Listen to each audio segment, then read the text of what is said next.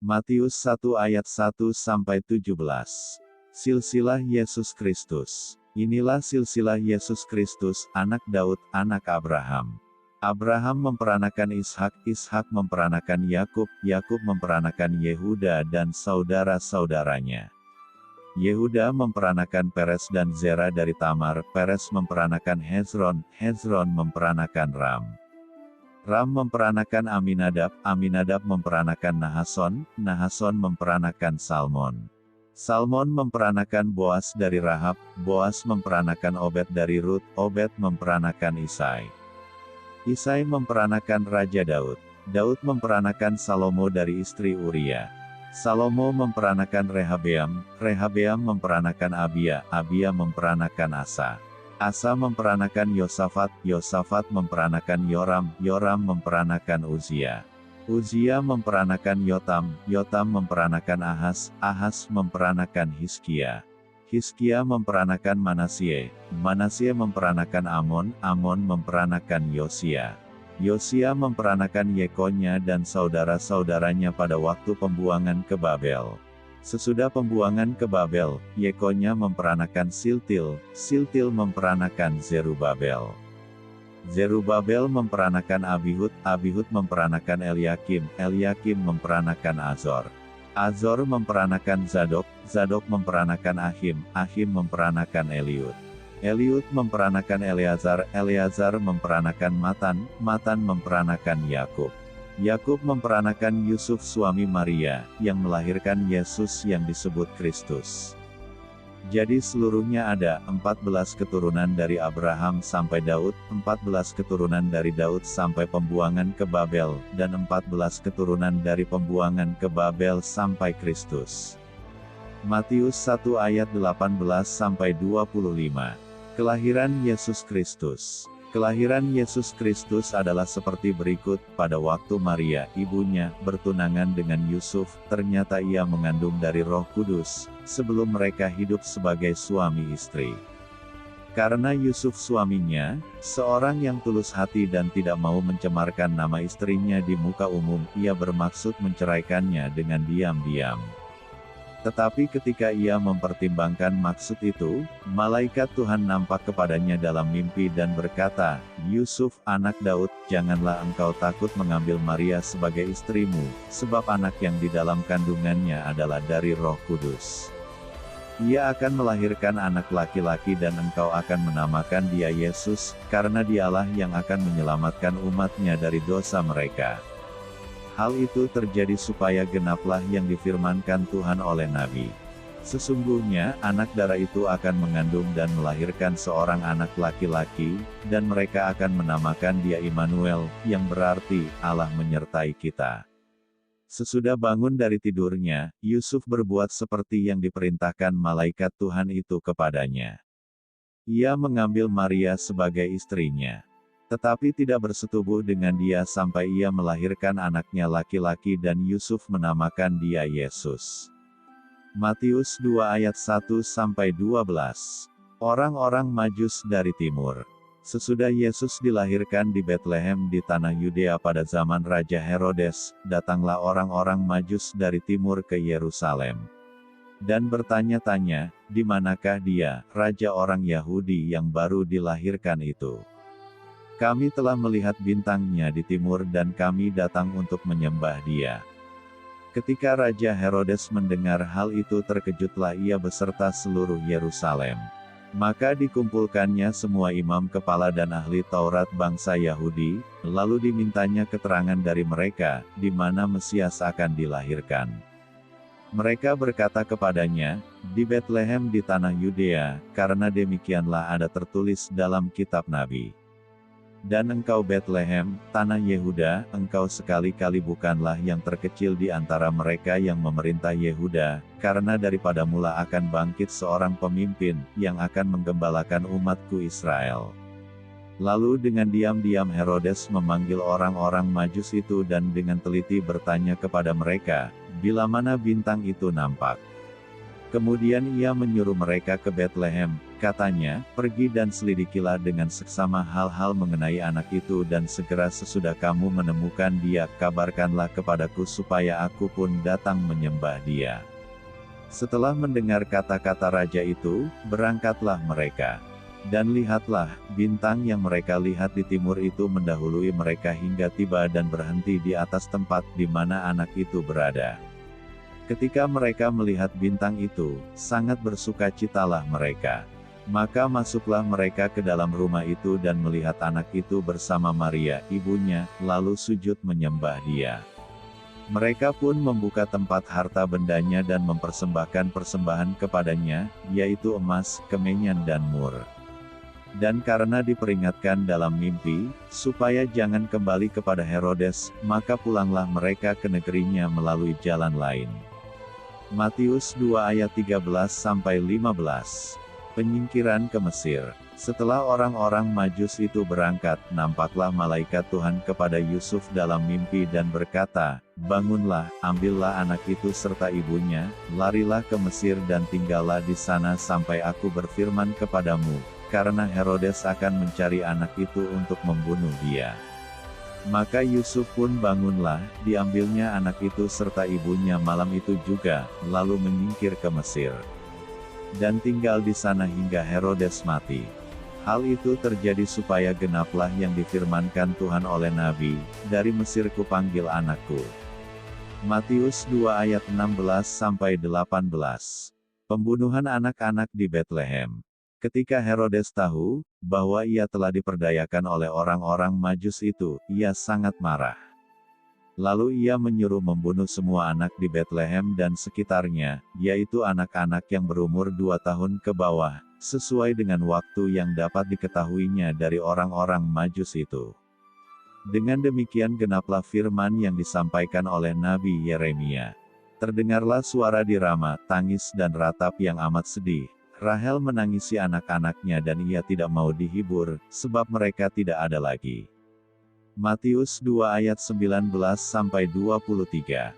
Kembali dari Mesir. Setelah Herodes mati, nampaklah malaikat Tuhan kepada Yusuf dalam mimpi di Mesir, katanya, "Bangunlah, ambillah anak itu serta ibunya dan berangkatlah ke tanah Israel, karena mereka yang hendak membunuh anak itu, sudah mati."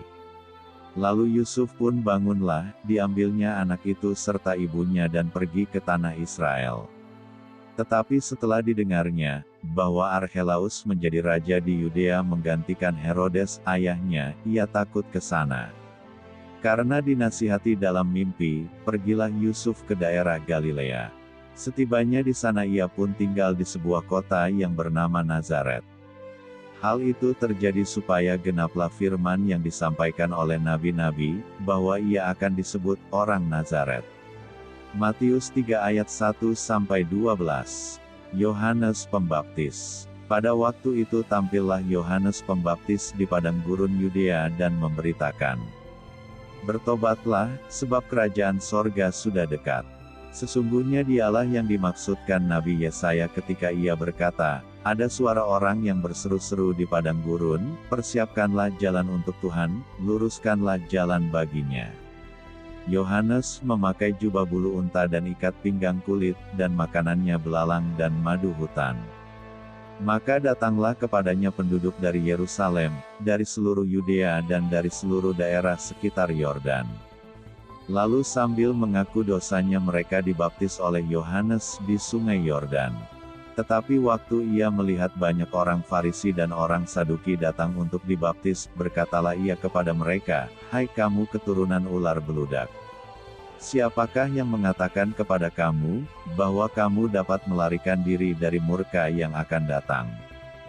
Jadi hasilkanlah buah yang sesuai dengan pertobatan. Dan janganlah mengira, bahwa kamu dapat berkata dalam hatimu, Abraham adalah bapa kami. Karena aku berkata kepadamu, Allah dapat menjadikan anak-anak bagi Abraham dari batu-batu ini. Kapak sudah tersedia pada akar pohon dan setiap pohon yang tidak menghasilkan buah yang baik, pasti ditebang dan dibuang ke dalam api. Aku membaptis kamu dengan air sebagai tanda pertobatan, tetapi ia yang datang kemudian daripadaku lebih berkuasa daripadaku dan aku tidak layak melepaskan kasutnya. Ia akan membaptiskan kamu dengan Roh Kudus dan dengan api. Alat penampi sudah di tangannya. Ia akan membersihkan tempat pengirikannya dan mengumpulkan gandumnya ke dalam lumbung, tetapi debu jerami itu akan dibakarnya dalam api yang tidak terpadamkan. Matius 3 ayat 13-17. Yesus dibaptis Yohanes. Maka datanglah Yesus dari Galilea ke Yordan kepada Yohanes untuk dibaptis olehnya. Tetapi Yohanes mencegah dia, katanya, "Akulah yang perlu dibaptis olehmu, dan engkau yang datang kepadaku." Lalu Yesus menjawab, katanya kepadanya, "Biarlah hal itu terjadi, karena demikianlah sepatutnya kita menggenapkan seluruh kehendak Allah." Dan Yohanes pun menurutinya. Sesudah dibaptis, Yesus segera keluar dari air dan pada waktu itu juga langit terbuka dan ia melihat Roh Allah seperti burung merpati turun ke atasnya. Lalu terdengarlah suara dari sorga yang mengatakan, "Inilah anakku yang kukasihi, kepadanyalah aku berkenan." Matius 4 ayat 1-11. Pencobaan di padang gurun. Maka Yesus dibawa oleh Roh ke padang gurun untuk dicobai iblis. Dan setelah berpuasa 40 hari dan 40 malam, akhirnya laparlah Yesus. Lalu datanglah si pencoba itu dan berkata kepadanya, "Jika engkau anak Allah, perintahkanlah supaya batu-batu ini menjadi roti." Tetapi Yesus menjawab, "Ada tertulis, manusia hidup bukan dari roti saja, tetapi dari setiap firman yang keluar dari mulut Allah." Kemudian iblis membawanya ke kota suci dan menempatkan dia di bubungan bait Allah. Lalu berkata kepadanya, "Jika engkau anak Allah, jatuhkanlah dirimu ke bawah, sebab ada tertulis, mengenai engkau ia akan memerintahkan malaikat-malaikatnya dan mereka akan menatang engkau di atas tangannya, supaya kakimu jangan terantuk kepada batu." Yesus berkata kepadanya, "Ada pula tertulis, janganlah engkau mencobai Tuhan, Allahmu." Dan iblis membawanya pula ke atas gunung yang sangat tinggi dan memperlihatkan kepadanya semua kerajaan dunia dengan kemegahannya. Dan berkata kepadanya, "Semua itu akan kuberikan kepadamu, jika engkau sujud menyembah aku." Maka berkatalah Yesus kepadanya, "Enyahlah iblis. Sebab ada tertulis, engkau harus menyembah Tuhan Allahmu, dan hanya kepada Dia sajalah engkau berbakti." Lalu iblis meninggalkan dia, dan lihatlah, malaikat-malaikat datang melayani Yesus. Matius 4 ayat 12-17. Yesus tampil di Galilea. Tetapi waktu Yesus mendengar, bahwa Yohanes telah ditangkap, menyingkirlah ia ke Galilea. Ia meninggalkan Nazaret dan diam di Kapernaum, di tepi danau, di daerah Zebulon dan Naftali. Supaya genaplah firman yang disampaikan oleh Nabi Yesaya. Tanah Zebulon dan tanah Naftali, jalan ke laut, daerah seberang sungai Yordan, Galilea, wilayah bangsa-bangsa lain. Bangsa yang diam dalam kegelapan, telah melihat terang yang besar dan bagi mereka yang diam di negeri yang dinaungi maut, telah terbit terang. Sejak waktu itulah Yesus memberitakan, "Bertobatlah, sebab kerajaan sorga sudah dekat." Matius 4 ayat 18-22. Yesus memanggil murid-murid yang pertama. Dan ketika Yesus sedang berjalan menyusur danau Galilea, ia melihat dua orang bersaudara, yaitu Simon yang disebut Petrus, dan Andreas, saudaranya. Mereka sedang menebarkan jala di danau, sebab mereka penjala ikan.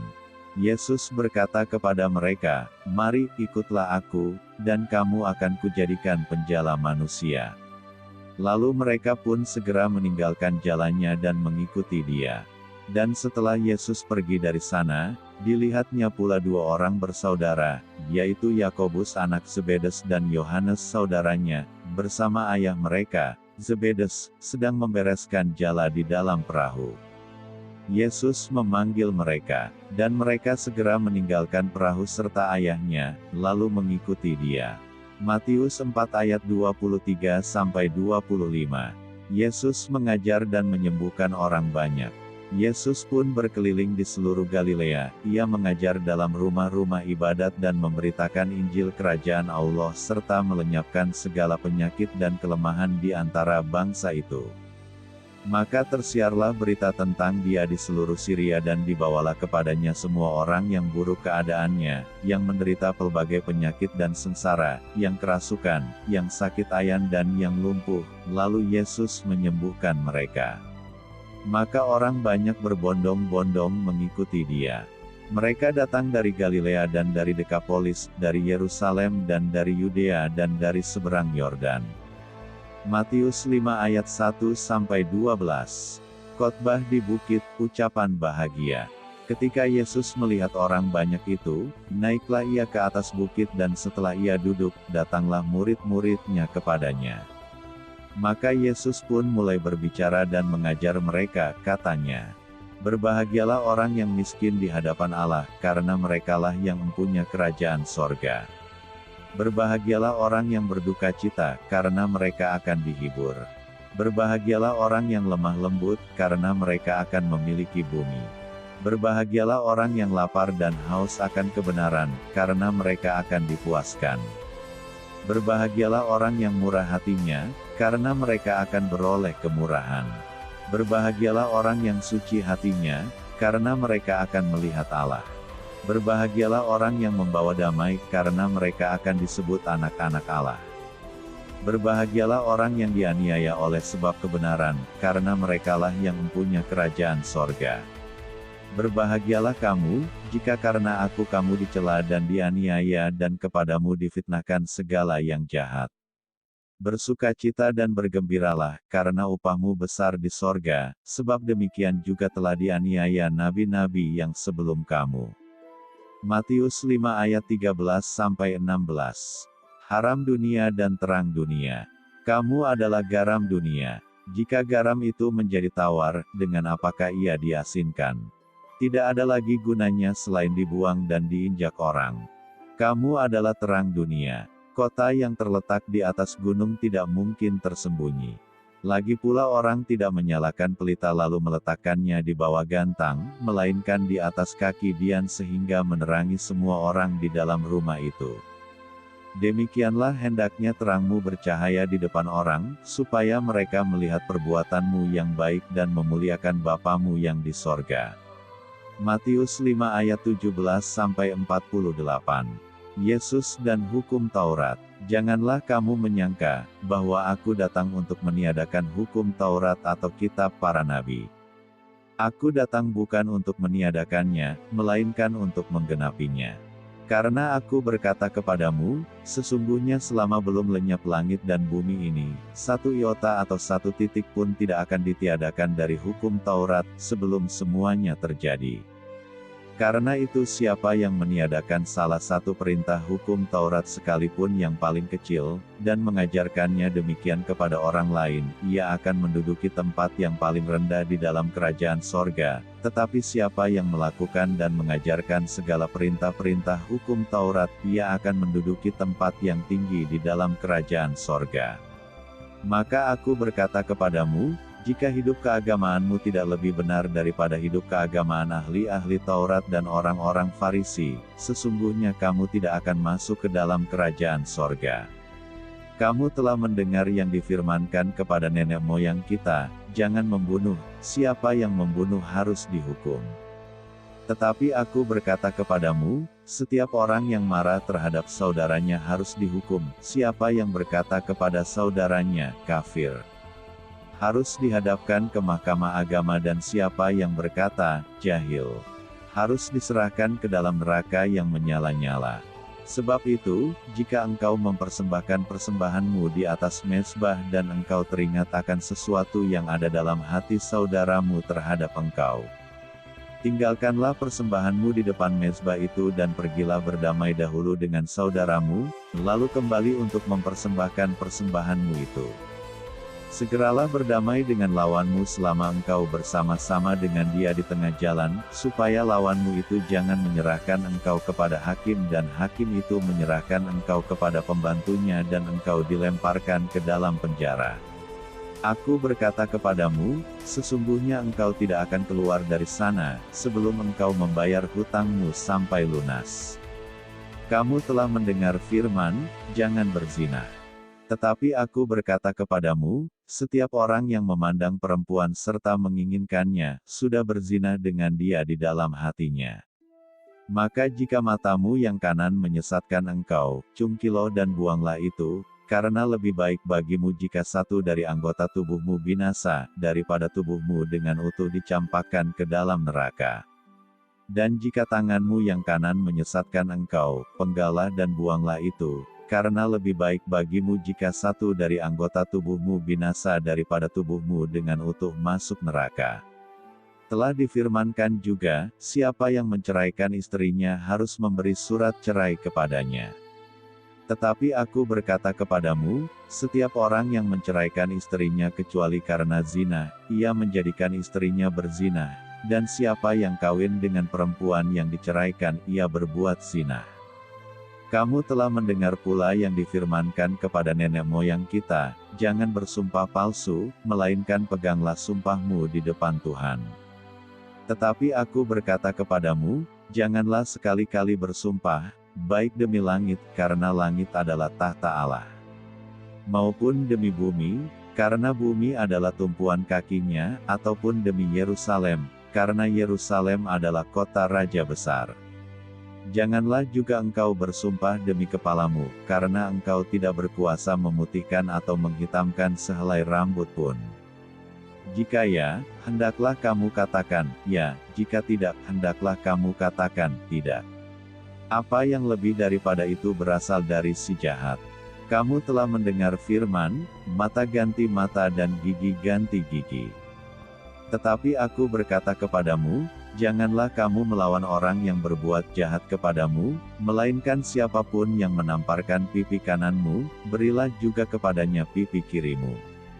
Dan kepada orang yang hendak mengadukan engkau karena mengingini bajumu, serahkanlah juga jubahmu.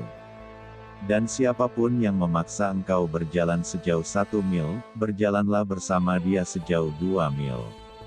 Berilah kepada orang yang meminta kepadamu dan janganlah menolak orang yang mau meminjam daripadamu.